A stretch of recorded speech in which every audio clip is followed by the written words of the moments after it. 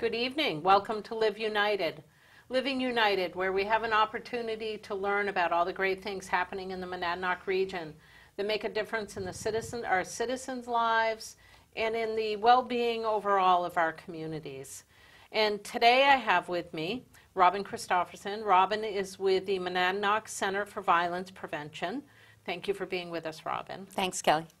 And Robin's actually going to talk about all of your programs that you're offering, and then really highlight something special that's coming up this very weekend that we would love to see you as our audience getting involved in. So where would you like to start, Robin? Well, we can certainly talk about everything that we do in the elevator speech format because there's a lot. And then so April is Sexual Assault Awareness Month nationally. So that's one of the reasons why we have the event that is coming up this Saturday, Walk a Mile in Her Shoes, which we'll talk a little bit more in detail about. But there is a national event. The National Sexual Violence Resource Center is a big player in sort of get the message out about this event. And this year the theme is Safer Campuses, Brighter Futures, Prevent Sexual Assault. So every year they have a little bit of a theme. The last couple of years it's time to talk about it. But this year, because there's been a big push federally, as I think a lot of people know, been a lot of high-profile news items about sexual violence on college campuses. So this year, hashtag SAM, as it's called, for those of you who like to use that hashtag, the theme is campus sexual violence and the prevention thereof. So let's talk a little bit about that and the work that's going on here in our very own communities. We have a campus at the very heart of our community, but we also have several college campuses here in the location. Yeah, a lot of people think college campuses, so then they think Keene State College and Franklin Pierce University. They're both in our area of service, and certainly those are the strongholds and the longer, sort of historically been part of the fabric of our community campuses. But the campus sexual violence work now, because of the reauthorization of the Violence Against Women Act and a lot of strengthening of Title IX stipulations within the Violence Against Women Act, or VAWA as we call it, there's work that has to be done on all college campuses. So community-based college campuses, Antioch University, New England, which has a little bit of a difference. Sometimes there are people there for programs that are there 2 or 3 days a week, and sometimes people are there longer. They have, several different programs going on there. And so we don't want to forget about those college campuses either. I was going to ask that, if whether the community college settings were involved in this as well. So what kind of work is going on beyond awareness with those locations? So we've had a wonderful collaborative relationship with Keene State College for a number of years. Walk a Mile in Her Shoes has been a big part of that, but it was long before that. And they've been proactive. Keene State's been getting some not great news lately, but I want to say that the work that they've been doing in regards to our issues on campus have been wonderful. They have a Mentors in Violence Prevention program that's been going there. Forrest Seymour is a big supporter of ours, as was Mona Anderson before that, and they're the coordinators of the sexual violence prevention work on campus. They've brought in this program called No Zebras, No Excuses, and I'm going to try to remember if it was I always get it wrong, what the university that piloted it. But it's a live performance, and the students play a very big part of it. They get to rewrite the script to keep it fresh every year. We're a part of it, and all oncoming freshmen, as part of their orientation, go to this No Zebras, No Excuses, which is using the bystander theory of intervention and prevention. So some wonderful things going on at Keene State College. Franklin Pierce University, we've been really working on that relationship. We did some trainings there last campus year, and we'll be back again this year on our services and how to respond, and some prevention work that they can do with both the faculty and staff, campus safety, and with the student leadership. They're called something a little different on FPU. That's the other thing. You have to become, acquainted with the different cultures of the campuses and what things are called. As far as working with other campuses, Harmony Reed, our Education and Community Outreach Coordinator, has now been tasked with a small percentage of her time has been switched to doing campus liaison work. And so that is on her plate for this year. We're able to do that with a very small amount of money. People laugh. It's about $4,000 that we're getting this year through our state coalition. And they received a federal grant, which is a discretionary grant under Violence Against Women Act, VAWA. Try not to use all of the lingo, called a Grants to Encourage Arrest Program, or GTAP. And that particular discretionary grant that they received is going some money at the AG's office for sexual assault resource team work, some money held at our coalition for training, and then some money dispersed out to all of the member programs to do, some work for campus sexual violence work. So we have that educational awareness piece going on at the college level. I'm also aware that you do work with teens. Oh, yes. Which seems critical if we're going to get to them before they get into either those academic environments or the workforce in the future. Right, so one of the programs that we have asked for funding, we've received funding this year and asked for funding for the 2016 cycle from Monadnock United Way, is for our Choosing Healthy Relationships workshop and our teen, we call it relationship violence prevention because they don't call it dating anymore, programming. And one is for tweens, sort of, and the other one is for early teens. And those programs work to hopefully do primary prevention, prevent it before it happens. But if a tween or teen has already been exposed to some abusive behaviors in their relationships, they'll know what some resources are and where they can go also, and hopefully get that help early on versus when it's a further investment in the relationship. So even the relationships come and go with teens a little bit more fleetingly, I think, than we think of them a couple of generations ago. It's still hard when there's an investment in a relationship and then things become abusive and or dangerous, and teens don't know where to turn, and sometimes they just feel stuck. And I know that surprisingly, well, not surprisingly, I should say, because I can remember when I worked in a high school environment, this was a significant issue. And I think people oftentimes think, it doesn't really happen at the high school level, and it's sort of over there. Versus really, when you think about that education and that awareness piece, really empowering young people to feel that they have some avenues for discussing or taking care of that if it does occur in their lives, but also empowering them right from the get-go to know what's right and wrong in those relationships. Recognizing what some of the early warning signs are. Yeah. Because some of the early warning signs in the beginning of a relationship can feel as if somebody's really paying attention to you or really cares about you. So being able to sort of not necessarily end the relationship when there's an early warning sign, but certainly understand that it is an early warning sign, and if that behavior continues or others add to it, it's time to pay attention and to reach out for help. We also talk with teens about how they can help one another, how to help a friend, because typically a teen is going to go to another friend first for help. So again, sort of that bystander and that how to help a friend is a big part of our programming at that age level. And I know you go even earlier. We do. Yes. Back, almost 3 years now, 2.5 years ago, we started our child sexual abuse prevention programming, and that is for children ages 3 to 8 years old and the adults who care for and work with them. We just finished a round of programming with our Cheshire County Head Starts, which went very, very well, and the teachers are wanting to have it be a part of their regular curriculum, so we're thrilled.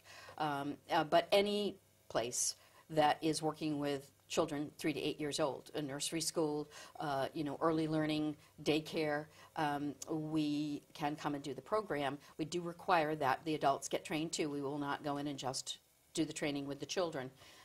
And again, this is a child sexual abuse prevention program, but it's really a strength-based program based on the Vermont Prevent Child Abuse model that they're using, model program that they're using. where part of it's called Nurturing Healthy Sexual Development, and the other one is Care for Kids. So a lot of people think, oh, they're doing sex education with 3 to 8-year-olds. I assure you, we are not doing that. You know, it's about what is healthy sexual development and what might be some red flags or warning signs for the adults to be looking for. And then also for children to understand what is healthy nurturing from an adult. And what they have the right to say no to about their bodies, and when they need to get help from an adult. So can you give us an example of an educational piece you'd be doing at each of these levels? Yes, so there's a series of, that when working with the children, there's a series of 6 segments. You know, it's about bedtime, their stories. Obviously for 3 to 8 years old, they're developmentally appropriate. And so it's really, one of the things that we're doing is empathy building in children, what a lot of adults don't understand, and one of the things that they almost always get wrong on the pre-test, because we do evaluate the adult, you know, very specifically, the adult participation in the program, is the understanding that there's a significant percentage of child sexual abuse that is child on child at a later age. But so understanding, you know, empathy building with the children is part of what we do. So it's bath time, bedtime, you know, story time. So everything, sort of the normal ritual of a child's life, a daily, to go through and just talk about what happens in the child's daily life, and particular times when it can be very nurturing and healthy, or it could be the opportunity for somebody who is a perpetrator of child sexual abuse to perpetrate that abuse, so that the children are understanding what's normal and healthy. So then at the teenage level, that tween level that you talked about, preteen, what would be a piece that you'd be doing with them? Well, we do, again, depending on the age, the preteen, that's about healthy relationships. So we're really just talking about not necessarily romantic relationships, because some of them are entering into romantic relationships. They look a little different than what we think of them as. They usually involve social media or some sort of communication in that whole realm. But what we talk about is, you know, what is a healthy relationship based on? Respect, honesty, trust, being able to have communication. And so that could be for a friendship, or it could be for a romantic relationship in the Choosing Healthy Relationships workshop. Because again, we're trying to build that fundamental understanding of what constitutes healthy versus unhealthy behaviors in a relationship. So if somebody had entered into a relationship or is experiencing some kind of difficulty and needs a resource for this, how do they reach out to you? Or how do they get access to these different resources that are out there? So whenever we have bookmarks and we have things, pens and things that we give out to teens, so that hopefully something's there. We have a website. We give them, one of the things they always get is our crisis line. And when we're working with anyone under 18 years old, one of the things we always want to let them know is that they may call our hotline anonymously. The reason for that is that we're mandated reporters of child abuse and neglect, just like everyone else in the state of New Hampshire is, who is 18 years of age or older. In other states it's a little different, but New Hampshire, it's everyone. And so while we believe reporting child abuse and neglect is very important and should be done, we don't believe it should be a barrier for teens to come forward and get help. Sometimes they just need a couple of questions answered, and for them to have fear that that means that a report is going to be made because they've given their name, their age, and potentially any other identifying information, we have to make a report. Again, what happens with that report is very different depending on the information that Division of Children, Youth, and Families central intake in our state gets. But so that's one of the things that we always make sure that they understand, is that they may use our hotline anonymously. And I really want to bring attention to that you're talking about healthy relationships here. And, even though you're using the term child sexual abuse, the healthy relationships piece, I think it's important to note that it's not just around sexual abuse that you're educating these, especially the teen population around. Right. Domestic violence, sexual violence, and stalking. I mean, those are our 3 areas of work, as per our mission and as per our funding. That's the work that we do. So when you say crisis center, most people understand it's domestic and sexual violence and or stalking behaviors. That's our intervention and our sort of crisis response work, and it's also where we focus our efforts on prevention, which if you back it up a few steps from the intervention, it can get a little broader, but certainly those are our areas. And I think that prevention piece is something that we really want to highlight, because my guess is the public probably most knows you for the shelter. And that is another service that you provide. So can you tell us about the shelter? Sure. Yeah, that is another, we've asked for some partial funding for our shelter program from the Monadnock United Way. Currently, we are receiving that this year, and that's what we've asked for in 2016. So our emergency shelter is just that, and it's at an undisclosed location. That's sort of typical. There are some open shelters, but for domestic violence shelters, it's pretty typical that they're called a closed shelter. In other words, we don't publicly say where it is. And there's 24-hour access to that shelter. And the idea when it was first started, and the shelters were first a part of crisis centers, actually when they were first a part of crisis centers, they were host homes because nobody had enough money to have a shelter, and so people gave up a spare bedroom or gave up something, and they were host homes. What we found later is that that could be a bit clunky at times, and also it was a danger to the family that was the host home. So most places have either purchased their own shelter building or they rent or lease space. So we are fortunate that we own our own shelter building at this point. And again, the 24-hour access to the shelter, it's for women and children immediately fleeing domestic violence and or sexual violence or stalking in fear for their personal safety. About 80% of women in the United States who are homeless have a history of domestic violence. I wish we could shelter 80% of the women in our community that are homeless, but we can't. We don't. Our facility houses 12 people and or 4 families at a time. So one thing we do know is that domestic violence and or abusive relationships is oftentimes in the history of women who are homeless.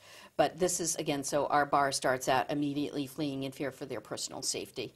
And it's meant to be short-term stay. What happens now is once somebody is uprooted, oftentimes it takes longer than what an emergency stay and what our program was originally designed for them to get back on their feet and leave. So the stay is longer than it ever used to be for them to be able to move on, to find housing, to get a job, to get themselves back on their feet. But we do have a personal development program that happens while they're in the shelter. We do financial literacy programming, we do boundaries, we do actually a grieving, which is something that we've added recently because, believe it or not, there is a grief process that happens when you lose a relationship, even though it was abusive or unhealthy. And so we have a lot of different components, and we've been able to do that with our shelter manager, who's wonderful. And then we also tap into our local resources, Antioch University, New England, in their psychology and therapy department. Often the family and marriage counselors were getting for them to do internships for us, and that's been wonderful. And they've been doing a lot of great work at the shelter with the women and children that are there. Now, I'm curious, are you seeing more males being involved in any of these, like your healthy relationships, for example? When I think about that, you hear a lot more about males not recognizing the warning signals. Absolutely. Sure. So when we're doing prevention work, we're doing it at that age certainly equally for both genders. And whatever gender is in the classroom, which is usually fairly mixed, about 50-50, but any given classroom, as you know, if you've been in the classroom setting, could be a little different. But what we're still seeing statistically in the, perpetration levels is still, predominantly it's men perpetrating violence against women. But that's very different than saying most men are violent against women. The fact of the matter is most men are not violent, and most men do not condone that behavior. So that's one of the reasons why we do the event like Walk a Mile in Her Shoes, where men can come out and find a place to stand up and say something about this behavior that they also find appalling. And again, it isn't that most men are perpetrating this, it's just mostly perpetrated by men against women. That's not to say that it can't happen in same-sex relationships, that it can't happen that women are the perpetrators against men. And, you know, we do have male clients.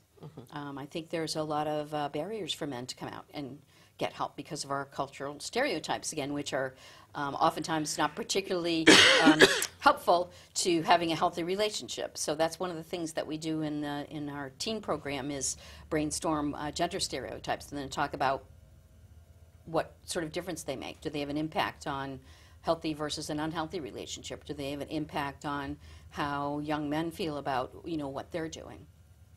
So you mentioned that you have a big event coming up this weekend, in fact, on the April 18th. April 18th. And that's really an opportunity for people to lend their voice to this issue. And when you think about Living United, part of it is around advocating, giving your time. And here's an opportunity to really advocate at a local level. Right. And help create more awareness around this issue. So tell us a little bit about this event, because it's been around 9 years now? This is the 9th annual, right. So our first was an outreach event solely. It's been in collaboration with Keene State College from the get-go. We've changed the walk a little bit, and we've gotten more space at Keene State. I mean, the space that we get in kind is quite amazing. We have, you know, a large part of the student center for that morning. And then there's a committee that's made up of mostly college students that starts meeting as soon as they come back on campus that helps us plan this event. So a lot of student involvement, a lot of sorority and fraternity involvement. You know, really giving the opportunity for I think sometimes we think, well, that means that all of the students or all of the sororities or all of the fraternities, which have been a hotbed for some of the problematic behaviors, particularly sexual violence, think that this is okay, and our work with Keene State College tells us that that's not true. It's, you know, usually a minority of people who are perpetrating it. They are involved with organizations because, you know, perpetrators walk among us. A lot of times people think, well, they're sociopaths, they're way over here, and certainly there are some sociopaths who are perpetrators of some significant violence, but mostly it's people that we know. It's our friends, our family members, our community members who are perpetrating this violence. It's just that they tend to, college campuses particularly, there are some research out there right now that sort of links it to almost a serial rapist pattern of behavior where when it goes unchecked, it's behavior that they continue to do. Would they consider themselves serial rapists? I doubt it, but yet it could be that the course of their college career, it's part of what goes on. But again, it's the minority that is perpetrating it, which is where we find leverage in having events like this. So the International Men's March to End Rape, Sexual Assault, and Gender Violence, it's a registered trademark event. It was started by a grassroots group well over 10 years ago on the West Coast, and they've sort of turned it into this event. So you have to do certain things to use the trademark. It's not really burdensome, but you do have to do it, and you have to register with this group. And then we have our event, and so it is the Men's March. And men can opt to wear women's shoes. They don't have to. So it's, how do you say fun and sexual violence in the same sentence? We try not to, but it is a way for people to feel welcome to come to the table, to make their statement. And I think in some of the photos that you're going to show, we have families that show up. We have men that bring their young children.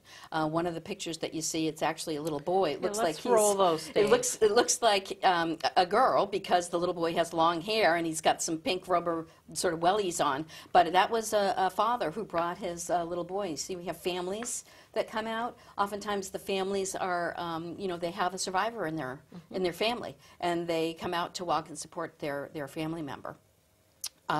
So it's a 1 mile march. The men in shoes lead it, but all are welcome, and they follow up behind. And that's our board treasurer right there, Linda Haddon, and her family, so they made it a family event to come out. And it's just making a statement. that to empathize with sexual violence, certainly violence against women, but it also says all gender violence and all sexual violence is part of the message. It turned into a fundraiser on its own in year 2, so it is now our significant fundraiser, and our goal this year is 25. Those are Chihuahuas against sexual violence. That's a past volunteer for us. So we get our furry There you go. four-legged That's involved. the dad who's got his pretty challenging shoes on with his young son carrying the sign, which we thought everybody, of course, took a lot of pictures of the two of them because they were two. And these are our car guys, as we call them. And we had a little walk, a pre-walk Friday, where Rob Noyes, Bill Fenton, and Tom Bogar, who are in the picture, and then also this year, Lou Smith from Fairfields. This is Bill Fenton from Fenton Family Dealerships, Rob Noyes, Volkswagen, and Tom Bogar from Autex Mazda, and then Lou Smith is from Fairfields. So the 4 of them walked Friday, that drizzly cold morning, and because 3 of them are not going to be able to be there on Saturday, Rob will be there. So Rob and his wife Amy are longtime supporters of our organization, and Rob started recruiting people, and Bill Fenton was the first person that he recruited. Then he got Tom, and now Lou, and Lou is our top fundraiser. So Lou Smith has raised over $7,000 for us for this event, which is quite amazing, just followed by our honorary event co-chair, John Hoffman, who has raised a little over $3,000 for us. So you know, we have some people who have really committed to this event. John Hoffman loves this event. He comes out in his pink shoes when he can, when his Achilles tendon allows him to. Here's some real estate guys, and these are penguin slippers that he really just went all out decorating. So some of them, we have a best of shoe contest. So some of the men really get into that, and we have wonderful prizes. We have a gift. There's John Hoffman. We have gift certificate to Nicola's, $50 gift certificate to Nicola's, combined with a $50 gift certificate to Ted Shoe and Sport for the best of shoe, top prize. And then we have 2 runner-up prizes, $50 to Northeast Mountain Footwear and $25 to Sam's Outdoor Outfitters. So we have some great best of shoe contests. So that happens at the pre-walk rally. These are a bunch of bicycle race team, all from Entergy. Who came over the river. I mean, obviously they live everywhere, but they've been a part of Walk a Mile for 2 or 3 years now. Hope to see them again this year. So again, that event's on April 18th. People are seeing the flyer right now. And what's the start time on that? Where would they meet if they wanted to? So it's the Student Center, the Young Student Center on campus, which is sort of down at the end of Appian Way. You can reach that by going Madison Street off of Winchester in those parking areas. So for Saturday, you can park there for Walk a Mile in your shoes. And we start there. Registration opens at 9 o'clock in the morning. But if you want to pre-register, you can go to firstgiving.com/MCVP, and you can pre-register there, and then you just have to check in that morning. Or you're welcome to come and just decide to walk the night before that morning and come and register. We like people to pre-register because we like them to fundraise for us, but it's not mandatory. So they could seek sponsors and... Sure, yeah. Once you set up that First Giving, it's a great tool because you can set up your website. You can put pictures up and message how you want, and then you can send it out either via email, or now it's linked to Facebook and Instagram and all of those wonderful things, and tweeting and Twitter. So for young people, I would really encourage you to use the First Giving. It is a simple tool. You can build your own team of sponsors through that. Like Robin said, you can post pictures. Some of you may be familiar with that tool. If you're not, you can certainly reach out to Monadnock Center for Violence Prevention and ask them how to access that. You can also contact the United Way, and we'll be happy to direct you into how to access that particular service. But if you're somebody who's not computer savvy, you can show up on Saturday morning. Just show up, be part of this. Be part of not only advocating, but a great cause to raise money to really support all of these initiatives that Robin's just talked about. Working with 3-year-olds all the way into adulthood, such important services. So I encourage you to get out there and walk. And hopefully you'll have a beautiful day, which will draw probably even more walkers. It has to be after this winter. It has to be, yeah. We've been fortunate this last weekend to have a really Right. nice weekend, so we'll hope that the will weather hold is out. much like that. But, get out there just for, whether it's for the exercise, you really believe in the cause, whatever your purpose may be in supporting this, but I encourage you to get out there. Now, you have all of these tremendous services going on that serve the whole Monadnock region. And, I really want to highlight that as well, that you touch a tremendous geographic area. Can you tell us what communities you do reach out to? If somebody's up in Antrim and they need this kind of service. Right. And we try to be in all of the communities. It can be difficult, with 6 full-time staff and 4 part-time staff. But certainly the crisis line is available to anyone, as are the shelter services. Court advocacy is one way. We respond to the court. So sometimes we're going over to Hillsborough Court to meet with someone who might have a court issue that's the court of choice or the court that they've been assigned to use. So court advocacy is another part of what we do. We work a lot out of Cheshire County Court. And Circuit Court, I have to remember to say, and Jaffrey Court. So we actually are physically in Peterborough on Mondays at the River Center, great partner, and so we have a room that we sublet there. We were in Jaffrey until we had to make some cuts mid-year last year, so we brought back all the staff, but we didn't bring back the physical space in Jaffrey. However, the Jaffrey Court has been very wonderful with us because that is a little bit more spacious court, and they do have plenty of meeting rooms there, that when we have somebody that we need to meet with, we do get a private meeting room to meet with someone at court, and they just have to call and let us know. Once we have a relationship of advocacy with that person, we will go with them to court if they want us to, and we meet them there the day of their court date. So hospital response and accompaniment and police accompaniment is another thing that we do. Oftentimes that's part of the 24-hour crisis response.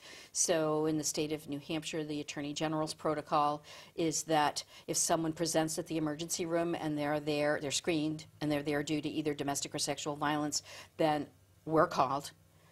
An advocate is sent to the hospital, which would be either Monadnock Community Hospital or Cheshire Medical Center. Those are the 2 medical facilities in our area of service. And then the patient in their world or potential client in our world is asked if they would like to meet with an advocate. And if they do, we're there and we meet with them. If they don't want to, that's fine. We just make sure our information is there. We might try to get a permission to do a follow-up call in 24 or 48 hours when things have settled down for that person, because once someone presents to the emergency room, clearly there's potentially a lot of things that the medical professionals have to do that come first. And sometimes the person's already been through an awful lot before they've even got to the emergency room. So we never force our services on people. But that is a way that we are responding to the whole community, because that is part of, again, the Attorney General's protocol in New Hampshire. And we try to, when we have something going on in a community, or we're asked, I've been asked to go to Dublin Community Church here in a couple of Sundays, rescheduled from one this winter. So many things were canceled this winter due to the weather that we had. So outreach, we really try to get out there as much as we can, and sometimes it's a matter of being invited, and oftentimes it's proactive and making sure that people understand they just have to invite us to come and talk to their community group, and we will do that. So I hope people really hear that you can be invited in to talk about this issue and work with them and provide education and awareness. There's been a lot of high-profile cases across the nation, whether it's on campus, but we also see it neighbor to neighbor right now, where people thought maybe something was going on, but they weren't quite sure, and then we have a crisis situation. If people just have general questions, they think something's unusual, can they just reach out to you? Absolutely. I mean, we work with, what we call primary survivors, and then we also work with secondary survivors. So we look at anybody who is impacted by that kind of intimate partner violence or sexual violence. It could be a friend, it could be a family member, could be a neighbor. If you are impacted by that, you could be somebody who is receiving our services. Then we do a lot of third-party stuff too, as I said, in community outreach and working with a professional that might be working with a primary or secondary survivor. But a lot of times we're talking with friends and family members or colleagues or coworkers who feel stuck and don't know what to do, what to help, because it can be very frustrating. We do get those phone calls, and we do know how to answer them. So people certainly, if they have questions, they should feel free to call us. And, again, I think oftentimes we think of the center as the shelter and may not think of it as this proactive community outreach service that people can really connect to. If people wanted to contact you, what is the best way to do that? Well, I would say that I'll put our administrative line out there. So for one thing, that we do have an admin line that is 603-352-3844, and then if we're closed, you're going to go through a series of extensions, but then you'll know who to talk to. That if you're trying to book a presentation, or you have a group that you want us to come speak to, or a prevention education, that would be how you would reach us for that. If you are looking to get services, then that would be the 603-352-3782, or and I'm going to make sure I read this off correctly, 1-888 511, and it's MCVP or 6287. So that's the toll-free number. Right now our website is under construction, so I wouldn't say go to the website because it's got the front page with what we needed to have on it right now, and the back of it is still being rebuilt. But you'll still find some basic information on there. It just might not be au courant. Certainly Waccamaw is on the front, and that's current. But I would say very shortly we'll have a new website out, which will hopefully be more user-friendly, because I know a lot of people, that's their first foray, because making a phone call for a lot of people is scary, even if they are a secondary survivor. But those are the ways that you can contact us, and those last two numbers, the 352-3782 and the 888 511-6287, that's 24 hours. Very good. And people can also, I want to remind you, contact 211. 211 will direct you directly to MCVP or your local law enforcement. If you're in need of services in particular, you can contact local law enforcement. In fact, I think you'll oftentimes see the county sheriff's has a contact information right on the side of the cars. So, feel free to contact local law enforcement as well, and certainly your town services, who can all direct you to Monadnock Center for Violence Prevention. Robin, any last thoughts for people getting involved with really being proactive around this? I would say I'll go on the theme of Sexual Assault Awareness Month, because that's what we're in the middle of now. And I would say the one thing that you can do to be proactive is to, first of all, sort of make that shift in your mind, to understand that sexual assault is not a violent form of sex. It's a sexual form of violence. And although those words sound very similar, that's a big shift for people to understand. And it's a crime. Actually, it's the most underreported crime and one of the most costly crimes that we have. But people, because it involves a sexual act, have a lot of different misunderstandings about what sexual assault really is. And it's violence. It's violence against another person. It really has very little, if nothing, to do with any kind of sex or sexual activity. It's violence. It's just sex used to carry out violence. So that, I think the first thing people can do is to try to let that sit for a little bit. And then we love to have volunteers. Jan, our direct services coordinator, is gearing up for a May training to be able to help us out with our crisis line, or to come in and work with any of our clients. You have to go through our 40-hour training, because you have to have privileged communication via state statute that allows advocates that are affiliated with, bona fide crisis centers, which is a member program of the New Hampshire Coalition Against Domestic and Sexual Violence. You have to have that training. So, but that will be happening in May if people are interested in that. And I would also say, call us up and ask us to come speak to your group, your civic group, your book club. If you're reading a book that has domestic or sexual violence in it, and you want a little more understanding about what's happening with that, give us a call and we'll come and talk to your group. We'd love to do that. And I'm assuming that could be the workplace as well. Workplace, certainly. We've done workplace trainings in the past.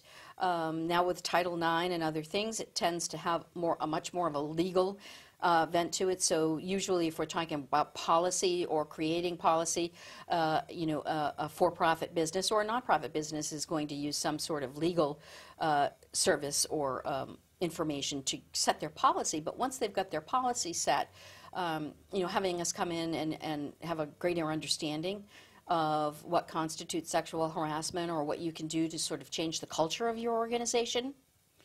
We certainly can talk about that. Employee assistance programs, a lot of times making sure that whoever the employee assistance provider understands what the local resources are. It's really important. So really, you're there. You are there for this region, for these communities within the region.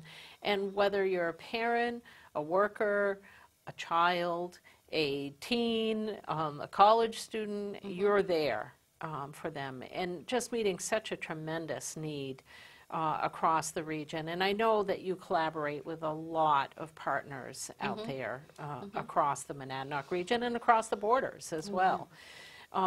So again, Sexual Awareness Month.